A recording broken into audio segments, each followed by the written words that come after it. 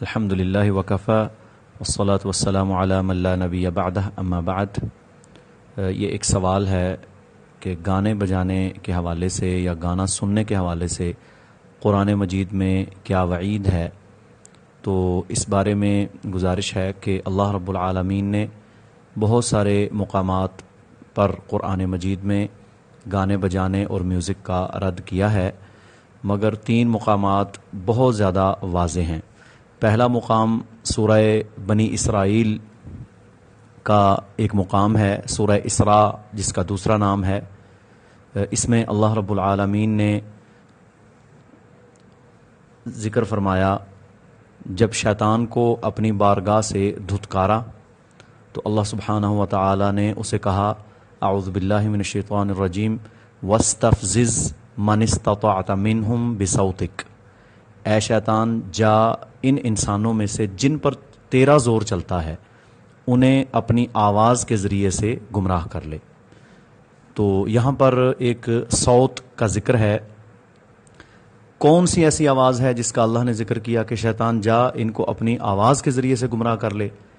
کوئی ایسی آواز آج تک ہم نے نہیں سنی کہ جس میں کوئی بندہ کہہ رہا ہو کہ جی یہ شیطان بول رہا ہے۔ تو پھر یہ کون سی آواز ہے؟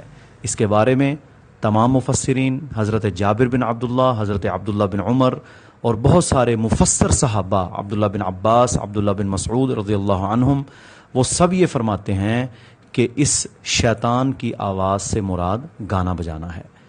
تو پہلا مقام سورہ بنی اسرائیل کا ہے۔ دوسرا مقام سورہ لقمان کا ابتدائی حصہ ہے جس میں اللہ رب العالمین نے ارشاد فرمایا وَمِنَ النَّاسِ مَن يَشْتَرِي لَهْوَ الْحَدِيثِ، بہت سارے لوگ ایسے ہیں کہ جو لہو الحدیث خریدتے ہیں۔ یہاں پر ایک لفظ اللہ نے ذکر فرمایا ہے لہو الحدیث، اس سے کیا مراد ہے؟ گانے بجانے کی اشیاء، اس کے اوزار، اس کے انسٹرومنٹس، گانے بجانے کی جو چیزیں ہیں۔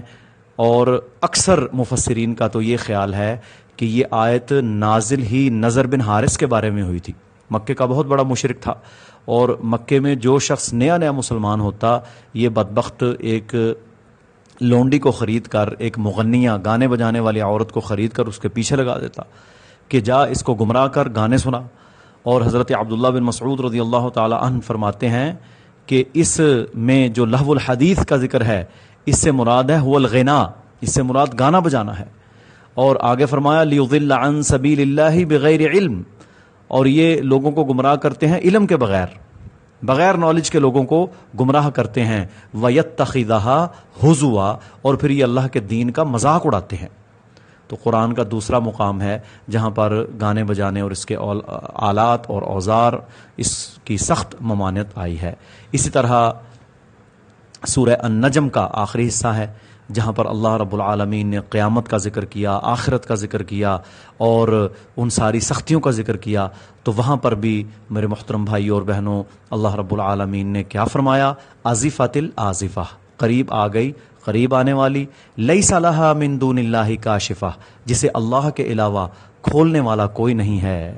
افمن ھذا الحدیث تعجبون، کیا تم اس بات پر تعجب کرتے ہو؟ وتضحکون، آگے سے ہنستے ہو، ولا تبکون، تمہیں رونا نہیں آتا، وانتم سمدون، اور تم گانے بجانے میں مصروف رہتے ہو۔ اگر آپ لغت کی کتابوں کو اٹھائیں تو سامدون سے کیا مراد ہے؟ گانا بجانا اور لہو لعب۔ تو یہ 3 مقامات ہیں جن مقامات پر اللہ رب العالمین نے گانے بجانے کا، میوزک کا، مغنیات کا رد کیا ہے۔ اللہ رب العالمین ہمیں سمجھنے کی توفیق عطا فرمائے۔ وآخر دعوانا ان الحمد للہ رب العالمین۔